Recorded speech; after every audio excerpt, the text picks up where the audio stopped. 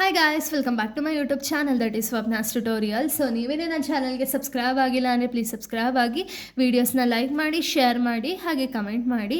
So ಇವತ್ತು ನಾನು ಮಾಡ್ತಿರೋ ಸಬ್ಜೆಕ್ಟ್ ಯಾವುದು ಅಂದರೆ 4th ಸೆಮ್ BComನ ಒಂದು ರಿಸರ್ಚ್ ಮೆಥಡಾಲಜಿ. ನಿಮ್ಗೆ ಏನು ಸಬ್ಜೆಕ್ಟ್ ಇದೆಯಲ್ಲ ಅದರದ್ದು ಕ್ವಶನ್ ಪೇಪರ್ ಪ್ಯಾಟ್ರನ್ನ ಈ ಒಂದು ವೀಡಿಯೋದಲ್ಲಿ ನಾನು ಹೇಳ್ತಾ ಹೋಗ್ತೀನಿ. ಓಕೆ, ನಾನು ಯಾವ್ಯಾವ ರೀತಿ ಕ್ವಶನ್ ಪೇಪರ್ ಪ್ಯಾಟ್ರನ್ ಇದೆ, ಎಷ್ಟು ಸೆಕ್ಷನ್ಗಳಿದೆ, ಹಾಗೆ ಯಾವ ರೀತಿ ನೀವು ಕ್ವಶನ್ಸ್ನ ಅಟೆಂಡ್ ಮಾಡಿದ್ರೆ ನಿಮಗೆ ಹೈಯೆಸ್ಟ್ ಮಾರ್ಕ್ಸ್ ಅನ್ನೋದು ಸಿಗುತ್ತೆ ಅಂತ ಹೇಳ್ತಾ ಹೋಗ್ತೀನಿ. ಓಕೆನಾ? ಸೊ ಕಂಪ್ಲೀಟಾಗಿ ಇದು ಥಿಯರಿಟಿಕಲ್ ಸಬ್ಜೆಕ್ಟ್ ಆಗಿರೋ ರೀಸನಿಂದ ನೀವು ಕಂಪ್ಲೀಟಾಗಿ 80 ಮಾರ್ಕ್ಸಿಗೆ ಬರೀತೀರ ಅಲ್ವಾ? ಸೊ ಈ 80 ಮಾರ್ಕ್ಸ್ ಬಂದುಬಿಟ್ಟು ನಿಮಗೆ section A, section B, section C ಆಗಿ ಡಿವೈಡ್ ಆಗಿದೆ. ಓಕೆನಾ? ಒಂದೊಂದು ಸೆಕ್ಷನ್ಗೂ ನಿಮಗೆ ಸಪ್ರೇಟ್ ಮಾರ್ಕ್ಸ್ ಅನ್ನೋದು ಇರುತ್ತೆ, ಹಾಗೆ ಸಪ್ರೇಟ್ ಕ್ವಶನ್ಸ್ ಅನ್ನೋದು ಕೂಡ ಇರುತ್ತೆ. ಓಕೆನಾ? ಸೊ ಇಲ್ಲಿ ನೀವೇನು ಮಾಡಬೇಕು ಅಂದರೆ ಇದು ಕಂಪ್ಲೀಟಾಗಿ ಒಂದು ಥಿಯರಿಟಿಕಲ್ ಸಬ್ಜೆಕ್ಟ್ ಆಗಿರೋ ರೀಸನಿಂದ ತುಂಬ ಕಾನ್ಸಂಟ್ರೇಷನ್ ಅನ್ನೋದನ್ನ ಮಾಡಬೇಕು. ಯಾಕೆಂದರೆ ಈಗ ಪ್ರಾಕ್ಟಿಕಲಲ್ಲಾದರೆ ನೀವು ಏನೇ ಬರೋದ್ರು ನಿಮ್ಮದು ಟೋಟಲ್ಲು ಅಥವಾ ನೀವು ಏನು ಪ್ರಾಪರಾಗಿ ಸ್ಟೆಪ್ಸ್ ಎಲ್ಲ ಏನು ಕರೆಕ್ಟಾಗಿ ಬರೆದು ಆನ್ಸರ್ ಬರೆದಿದ್ರೆ ನಿಮಗೆ ಕರೆಕ್ಟಾಗಿತ್ತು ಅಂದರೆ ಅಲ್ಲಿ ಮಾರ್ಕ್ಸ್ ಸಿಗುತ್ತೆ. ಬಟ್ ಥಿಯರಿಲಿ ಏನಾಗುತ್ತೆ ಅಂದರೆ ನೀವು ಎಷ್ಟೇ ಕರೆಕ್ಟಾಗಿ ಬರೆದ್ರೂ ಕೂಡ ಮಾರ್ಕ್ಸ್ ಅನ್ನೋದು ಪ್ರಾಪರಾಗಿ ಸಿಗೋಲ್ಲ. ಯಾಕೆ ಅಂದರೆ ಅಲ್ಲಿ ಮಾಡೋ ಮಿಸ್ಟೇಕ್ಸ್ ಏನು ಅಂದರೆ ಇವಾಗ 2 ಮಾರ್ಕ್ಸದ್ದು ಕೇಳಿದ್ರು ಅಂದ್ಕೊಳ್ಳಿ. ಓಕೆನಾ? 2 ಮಾರ್ಕ್ಸಿಗೆ ನೀವು ಜಾಸ್ತಿನೇ ಬರೆದಿರ್ತೀರ, ಆದರೂ ಕೂಡ ನಿಮಗೆ ಫುಲ್ ಮಾರ್ಕ್ಸ್ ಸಿಕ್ಕಿರಲ್ಲ. ಯಾಕೆ? ಅಲ್ಲಿ 2 ಮಾರ್ಕ್ಸು ರೆಪ್ರೆಸೆಂಟೇಷನ್ ಏನಿದೆಯಲ್ಲ ಅದು ಕೂಡ ನಿಮಗೆ ತುಂಬ ಇಂಪಾರ್ಟೆಂಟ್. ಓಕೆನಾ? ಸೊ ನೋಡಿ, ಇವಾಗ 2 ಮಾರ್ಕ್ಸ್ ಬರೀತಿದ್ದೀರಾ ಅಂದರೆ ಅಟ್ಲೀಸ್ಟ್ ನೀವು 4 to 6 ಲೈನ್ ಅಥವಾ 6 to 8 ಲೈನ್ಸ್ ಏನು ಬರೀತಿರಲ್ಲ, ಬರೆದ ಮೇಲೆ ಅದು ಏನು ಇಂಪಾರ್ಟೆಂಟ್ ವರ್ಡ್ಸ್ ಇರುತ್ತಲ್ಲ ಅದನ್ನು ಅಂಡರ್ಲೈನ್ ಮಾಡಬೇಕು. ಓಕೆನಾ? ಅಂಡರ್ಲೈನ್ ಮಾಡಿದಷ್ಟು ನಿಮಗೆ ಅವರಿಗೆ ನೀವು ಏನು ಬರೀತಿದ್ದೀರಲ್ಲ ಅದು ಕರೆಕ್ಟಾಗಿ ಬರೀತಿದ್ದಾರೆ ಅಂತ ಹೇಳಿ ಗೊತ್ತಾಗಿ ಅವ್ರು ಅಲ್ಲೇ ಮಾರ್ಕ್ಸ್ನ ಕೊಡ್ತಾರೆ, ಮುಂದಕ್ಕೆ ಜಾಸ್ತಿ ಓದೋಕ್ಕೆ ಹೋಗಲ್ಲ ಅಲ್ವಾ? ಸೊ ಅದನ್ನು ನೀವು ಫಸ್ಟು ತಿಳ್ಕೊಬೇಕು. ಓಕೆನಾ?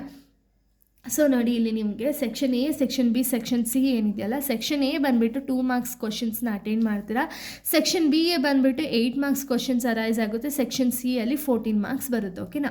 ಸೊ ನೋಡಿ, section A answer any 7 questions of the following questions ಅಂದರೆ ಏನು, ಯಾವುದಾದ್ರು 7 ಕ್ವಶನ್ಸ್ಗೆ ನೀವು ಆನ್ಸರ್ ಅನ್ನೋದನ್ನ ಮಾಡಬೇಕು. ಸೊ ಫಸ್ಟ್ ಮೇನಲ್ಲಿ ನಿಮಗೆ 7 into 2 14 ಮಾರ್ಕ್ಸು ಫಸ್ಟ್ ಮೇನಲ್ಲಿ ನಿಮಗೆ ಸಿಗುತ್ತೆ. ಓಕೆನಾ? ಇಲ್ಲಿ ನಿಮಗೆ ಟೋಟಲ್ ಆಗಿ 10 ಕ್ವಶನ್ಸ್ ಇರುತ್ತೆ. 10ನಲ್ಲಿ ನೀವು ಜಸ್ಟ್ 7 ಕ್ವಶನ್ಸ್ನ ಮಾತ್ರ ಅಟೆಂಡ್ ಮಾಡೋದು. ಸೊ ಇನ್ನು ಮಿಕ್ಕಿದ 3 ಕ್ವಶನ್ ಬಂದುಬಿಟ್ಟು ಆಪ್ಷನಲ್ ಆಗಿರುತ್ತೆ. ಓಕೆನಾ? ಸೊ ಅದಕ್ಕೆ ನೀವು ಅಟ್ಲೀಸ್ಟ್ ನೀವು ಕಂಪ್ಲೀಟಾಗಿ ನಾನು ಎಲ್ಲ ತಿಳ್ಕೋಬೇಕು, ಔಟ್ ಆಫ್ ಔಟ್ ಬರಬೇಕು ಅಂದರೆ ಆಲ್ 5 ಚಾಪ್ಟರ್ಸು ನೀವು ಓದಲೇಬೇಕು. ಇಲ್ಲ ನಾನು ನಾರ್ಮಲಾಗಿ ಮಾರ್ಕ್ಸ್ ತೆಗಿಬೇಕು ಅಂದರೆ ಎಲ್ಲನೂ ಕೂಡ ಅಟೆಂಡ್ ಮಾಡಬೇಕು ಅಂದರೆ 4 ಚಾಪ್ಟರ್ಸ್ನ ಓದ್ಕೊಂಡ್ರೆ ಸಾಕು. ಓಕೆನಾ? ಸೊ ಜಸ್ಟ್ ನಿಮ್ಗೆ ಇಲ್ಲಿ 7 ಕ್ವಶನ್ಸ್ನ ನೀವು ಅಟೆಂಡ್ ಮಾಡಬೇಕು. ಅದು ಅಟ್ಲೀಸ್ಟ್ ನಿಮ್ಗೆ ನಾನು ಆಗಲೇ ಹೇಳ್ದಂಗೆ 6 to 8 ಲೈನ್ಸ್ ಇರಲಿ, 2 ಮಾರ್ಕ್ಸ್ದು ಆ್ಯಂಡ್ ಅಂಡರ್ಲೈನಿಂಗ್ ಅನ್ನೋದನ್ನ ಮಾಡಿ. ಓಕೆನಾ? ಇನ್ನು ಸೆಕ್ಷನ್ ಬಿ ಬಂದುಬಿಟ್ಟು ನಿಮಗೆ 8 ಮಾರ್ಕ್ಸ್ ಕ್ವಶನ್ಸ್ ಅರೈಸ್ ಆಗುತ್ತೆ. 5 ಕ್ವಶನ್ಸ್ ಇರುತ್ತೆ, ಅದರಲ್ಲಿ 3 ಕ್ವಶನ್ಸ್ನ ಮಾತ್ರ ಅಟೆಂಡ್ ಮಾಡಬೇಕು. ಸೊ 3 into 8 = 24 ಮಾರ್ಕ್ಸ್ ನಿಮಗೆ ಸೆಕ್ಷನ್ 2 ಅಲ್ಲೇ ಸಿಗುತ್ತೆ. ಓಕೆನಾ? ಸೊ ನೋಡಿ, ಸೆಕ್ಷನ್ 2 ಬಂದುಬಿಟ್ಟು 8 ಮಾರ್ಕ್ಸ್ ಆಗಿರೋ ರೀಸನಿಂದ ಅಟ್ಲೀಸ್ಟ್ ನೀವು 3 ಪೇಜಸ್ ಆದರೂ ಅಟೆಂಡ್ ಮಾಡೋದಕ್ಕೆ ಟ್ರೈ ಮಾಡಿ. ಓಕೆನಾ? 3 to 4 ಪೇಜಸ್ವರೆಗೂ. ಯಾಕೆ 3 to 4 ಪೇಜಸ್ ಬೇಕು ಅಂದರೆ ಇದು 8 ಮಾರ್ಕ್ಸ್ ಕ್ವಶನ್. ಓಕೆನಾ? NEB ಪ್ಯಾಟ್ರನಲ್ಲಿ ನೀವು ನೋಡೋದಾದರೆ ಜಸ್ಟ್ 70 ಮಾರ್ಕ್ಸ್ಗಿದ್ದು 70 ಮಾರ್ಕ್ಸ್ಗೆ ನಮಗೆ 12 ಮಾರ್ಕ್ಸ್ ಪ್ಯಾಟರ್ನ್ ಇದ್ದಿದ್ದ ರೀಸನಿಂದ 12 ಮಾರ್ಕ್ಸ್ ಅಂದರೆ ನಾವು ಅಟ್ಲೀಸ್ಟ್ ಒಂದು 4 ಪೇಜಸ್ ಬರೀತಿದ್ದೋ. ಇದು 8 ಮಾರ್ಕ್ಸ್ ಆಗಿರೋ ರೀಸನಿಂದ ಅಟ್ಲೀಸ್ಟ್ 3 ಪೇಜಸ್ವರೆಗೂ ಬರೀರಿ. ಓಕೆನಾ? ಫಸ್ಟ್ ಏನು ಬರೀತೀರಾ? ಮೀನಿಂಗ್ ಬರೆದ್ಮೇಲೆ ನಿಮ್ಗೆ ಏನು ಕ್ವಶನ್ನ ಕೇಳಿರ್ತಾರೆ ನೋಡಿ. ಈಗ ಯಾವ್ದಾದ್ರು ಒಂದು ಕ್ವಶನ್ನ ಕೇಳಿರ್ತಾರೆ ಅಂದರೆ ಆ ಕ್ವಶನ್ ರಿಲೇಟೆಡು ಹೆಡ್ಡಿಂಗ್ನ ಹಾಕ್ತಾರೆ. ಹೆಡ್ಡಿಂಗ್ ಹಾಕಿ ಅದನ್ನು ಡಯಾಗ್ರಾಮೆಟಿಕ್ ಫಾರ್ಮಲ್ಲಿ ರೆಪ್ರೆಸೆಂಟ್ ಮಾಡ್ತೀರಾ. ಆ ಡಯಾಗ್ರಾಮೆಟಿಕ್ ಫಾರ್ಮಲ್ಲಿರುವಂಥ ಒಂದೊಂದು ಪಾಯಿಂಟ್ಸ್ನೂ ಕೂಡ ಒಂದೊಂದು ಸಬ್ ಹೆಡ್ಡಿಂಗ್ ಆಗಿ ತಗೊಂಡು ಅದ್ರ ಮೀನಿಂಗ್ನ ಬರೀತಾ ಹೋಗ್ತೀರಾ. ಓಕೆನಾ? ಈ ರೀತಿ ಮಾಡಿ ಇಲ್ಲಿ ನಿಮಗೆ ಆರಾಮಾಗಿ 8 ಮಾರ್ಕ್ಸ್ ಅನ್ನೋದು ಸಿಗುತ್ತೆ. ಓಕೆನಾ? ಜಸ್ಟ್ 3 ಕ್ವಶನ್ಸ್ನ ಮಾತ್ರ ಅಟೆಂಡ್ ಮಾಡಬೇಕು ಔಟ್ ಆಫ್ 5 ಕ್ವಶನ್. ಓಕೆನಾ? ಇನ್ನು ಸೆಕ್ಷನ್ ಸಿ ಬಂದುಬಿಟ್ಟು ನಿಮಗಿದು 14 ಮಾರ್ಕ್ಸು ಕೇಳುವಂಥ ಒಂದು ಸೆಕ್ಷನ್ನು. ಸೊ 14 ಮಾರ್ಕ್ಸಲ್ಲಿ ಎನಿ 3ನ ಅಟೆಂಡ್ ಮಾಡಬೇಕು. So each carries 14 marks, 5 questions ಇರುತ್ತೆ. 5ಅಲ್ಲಿ ಅಟ್ಲೀಸ್ಟ್ 3 ಮಾತ್ರ ನೀವು ಅಟೆಂಡ್ ಮಾಡೋದು. ಓಕೆನಾ?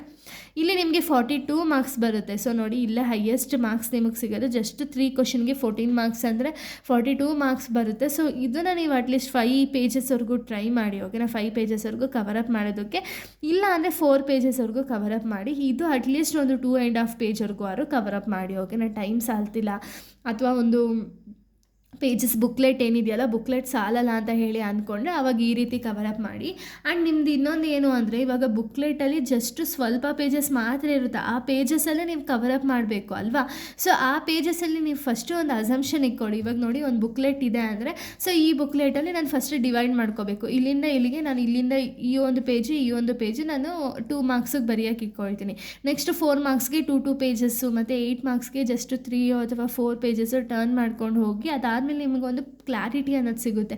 ಎಷ್ಟೆಷ್ಟು ಪೇಜಲ್ಲಿ ಎಷ್ಟೆಷ್ಟು ಬರಿಬೇಕು ಅನ್ನೋ ಒಂದು ಕ್ಲಾರಿಟಿ ಕೂಡ ನಿಮಗೆ ಸಿಗುತ್ತೆ. ಓಕೆನಾ, ಈ ರೀತಿ ಪ್ಲ್ಯಾನ್ ಮಾಡಿಕೊಂಡು ಆಮೇಲೆ ಬರೀರಿ. ಓಕೆನಾ, ಯಾಕೆಂದರೆ ಡೈರೆಕ್ಟಾಗಿ ನೀನು ಬರೆದ್ರಿ ಅಂದ್ಕೊಂಡ್ರೆ ಇವಾಗ ಸ್ಟಾರ್ಟಿಂಗ್ಗೆ ಯಾರಾದರೂ ಒಬ್ಬೊಬ್ಬರು 14 ಮಾರ್ಕ್ಸ್ದೇ ಸ್ಟಾರ್ಟ್ ಮಾಡಿಬಿಡ್ತಾರೆ. 14 ಮಾರ್ಕ್ಸೇ ನೀವು ಡ್ರ್ಯಾಗ್ ಮಾಡಿ 6 ಪೇಜಸ್ಸು 5 ಪೇಜಸ್ಸು ನೀವು ಬರಿತಾ ಹೋಗ್ತಿದ್ರಿ ಅಂದರೆ ನೆಕ್ಸ್ಟ್ ಮುಂದೆ 8 ಮಾರ್ಕ್ಸ್ಗಾಗಿರ್ಬೋದು ಅಥವಾ 2 ಮಾರ್ಕ್ಸ್ಗಾಗಿರ್ಬೋದು ಜಾಗ ಸಾಲಲ್ಲ. ಅದಕ್ಕೆ ಫಸ್ಟು ಪ್ಲ್ಯಾನ್ ಮಾಡಿ ಅದಾದಮೇಲೆ ಎಕ್ಸಿಕ್ಯೂಟ್ ಮಾಡಿ, ಅಂದರೆ ಪ್ಲ್ಯಾನ್ ಮಾಡಿ ಬರೆಯೋಕ್ಕೆ ಸ್ಟಾರ್ಟ್ ಮಾಡಿ. ಓಕೆನಾ, ಸೊ ಇದು ಬಂದುಬಿಟ್ಟು ಕ್ವಶನ್ ಪೇಪರ್ ಪಾರ್ಟ್ 1 ಆಗಿದೆ. ನೆಕ್ಸ್ಟ್ ವೀಡಿಯೋದಲ್ಲಿ ನಾನು ಇಂಪಾರ್ಟೆಂಟ್ ಕ್ವಶನ್ಸ್ನ ಎಕ್ಸ್ಪ್ಲೈನ್ ಮಾಡ್ತೀನಿ. So thank you guys, thanks for watching.